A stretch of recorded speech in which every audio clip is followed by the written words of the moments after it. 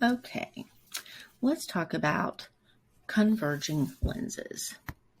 So we've got a couple scenarios here. We've got the principal axis that we can draw for our converging lens, which is a convex lens or magnifying glass. The principal axis is just a line that goes through the dead center of that lens. And the focal length, if we're given it, is on either side relative to the center of that lens. So if the focal length is 10 centimeters, it would be drawn 10 centimeters on either side. And then here we have our object. Okay, so let's trace what happens to the rays of light when. So let's just take 3 rays of light coming off the top of this object.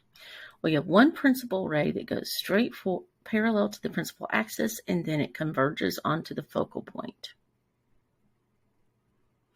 We have a second principal ray that goes through the focal point, and then it goes parallel. And then we have one, if it goes from the top all the way through the dead center of the lens, it doesn't do anything. It just goes a straight line. And these are all intersecting with each other. So the condition for this to happen only occurs when the object distance is greater than the focal length. So the geometry of this is such that the refracted rays intersect. If we put a piece of paper here, we're going to see that image. Notice that the image is below the principal axis. So we say that the image is inverted. It's upside down. And it is a real image. And because it is real, it can be projected. It means that it's actually forming where there's real refracted rays intersecting. So that means that when we do the math, we should get a positive DI and a negative magnification. The negative magnification indicates that it's going to be upside down.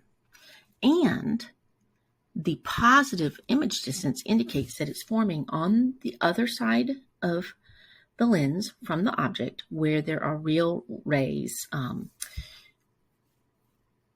converging. So let's do a problem.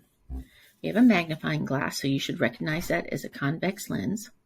It's a focal length of 10 centimeters, so you're going to plug that into our formulas as a positive number because it's converging light. And the object is 20 centimeters away, and we want to describe the image. So to do that, we're going to describe the image distance and the magnification.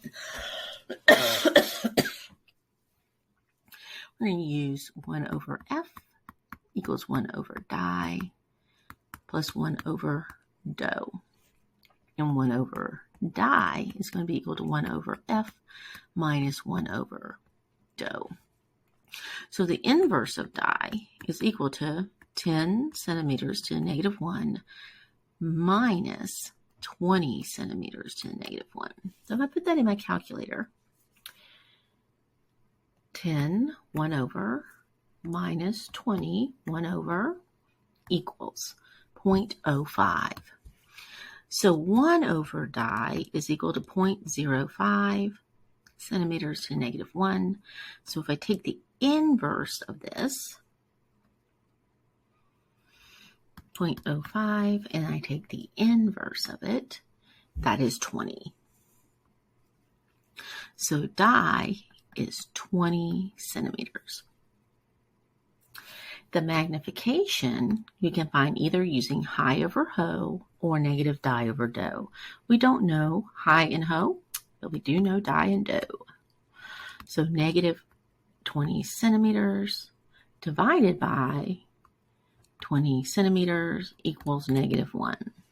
So in this particular scenario, if the image was 1 centimeter tall, the object were 1 centimeter tall, the image would be negative 1 centimeters tall, which means that it's inverted.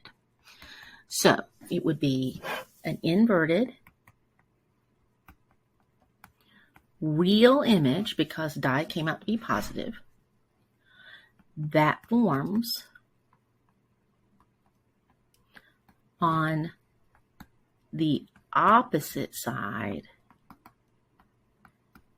from the object. And it could be projected.